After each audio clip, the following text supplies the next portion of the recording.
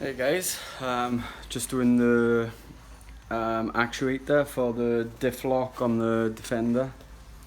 Just going to show you the bracket I've made up for it. Basically, that's going to be it.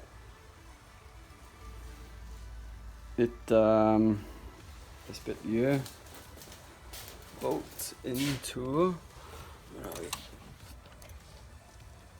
So you take the 3 bolts up to the top of the actuator lever or whatever you call it. Let's see if we can get it. And then basically bolt them in there, and then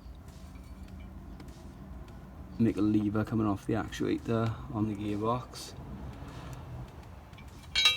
And then I'll show you how it works this side. Second.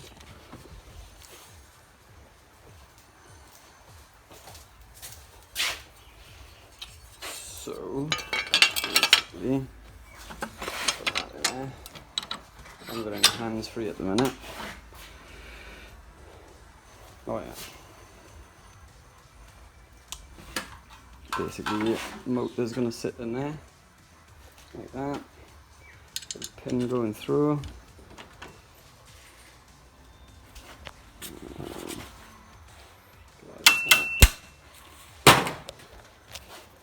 Pin going through, so that's free to move side to side, because obviously this will move when the actuator lever needs to move as well. So it's going to go in and out slightly. Need to make a little step up on the bracket itself. Can't have it flush. If you can see, these fittings here came with the actual motor, and yeah, that's basically going to be it for the minute. That goes on there. I'm just going to make the lever for the gearbox side now, and hopefully that's it. It's a pretty simple design. Have a look underneath. Basically, just it's only a couple of mil galv, so it's quite flexible. So I tacked on two strengthening plates on it.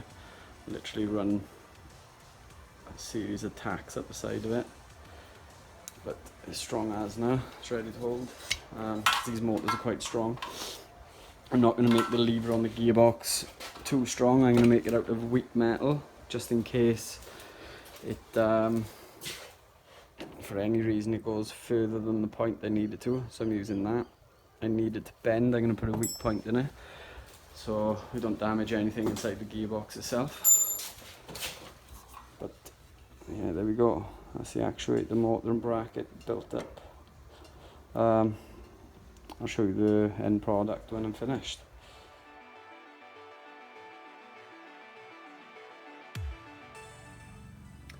Right, so here it is. It's not finished painting yet or nothing like that. I got primered, but this is basically what it is going to be. I did say earlier that I'm going to be using the weak point for the gearbox selector side, the selector arm, non-actuator like I said earlier as well. But I already had the 2 little brackets made up. Just had to modify it slightly by cutting that bit out there for easy access for the top bolt. Could have left it on and done it up with a spanner, but I think that's just a little bit better. Yeah, so that's pretty much it. I've got it down to hold for 6 seconds. So 1, 2, 3, 4, 5, 6.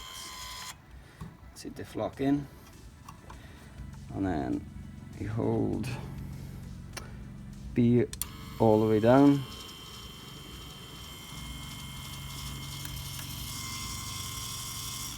That just goes back to the rest position and stops on its own. So I'm a little bit worried about this thing can overextend. So what I'm going to do, I'm going to make another little bracket behind it and put a little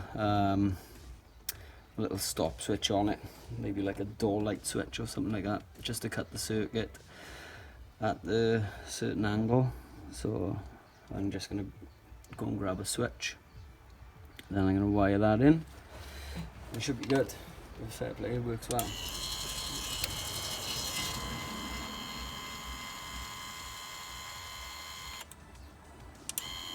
You can see where it's just extending there. See the motor lifting? So we don't want it past there. And anyway, that is on that's not on a keyway. So if it does ever overextend, it'll just twist. It'll slide on the washer anyway. So that's my only safe point on it.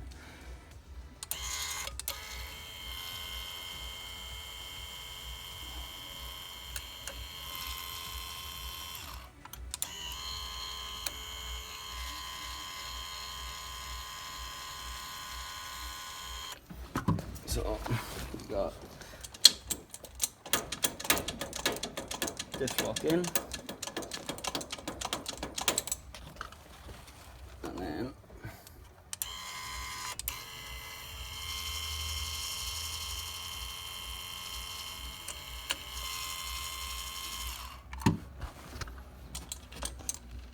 diff lock out. Yeah, quite happy with that. Oh, here's the remote. It's basically like a little relay box. That's pretty sweet as well. It's pretty easy to wire up. 2 wires there. I think I've shown you in the other video. And you also get the remote. No idea why you'd need one of these for your diff lock, but yeah.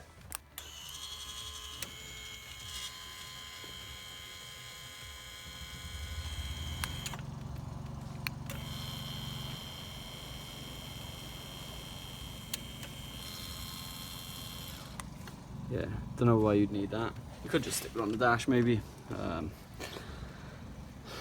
instead of messing about with that box. Could probably hide the box away, and yeah, just use the remote somewhere. Hide it behind the dash maybe, and just leave the buttons exposed. But yeah,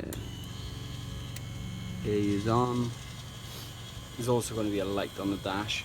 I'm going to wire up these because these have got switches inside the transfer case anyway.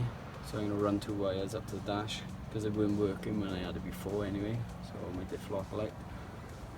So I'm going to wire that into the dashboard. So we know when it's engaged. Obviously you don't want to be driving around with your diff locks on. And yeah, I can't stop doing it. It's fun.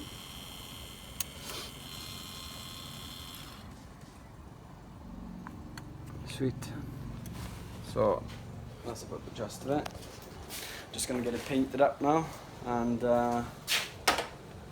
yeah, wiring that a door light switch, or like circuit cutout switch, or whatever you want to call it, and that'll be about it for the diff lock. And start on the floors and tunnels then, so I can put it all back together, and then I can do the next step after that, which is the center console. Happy days.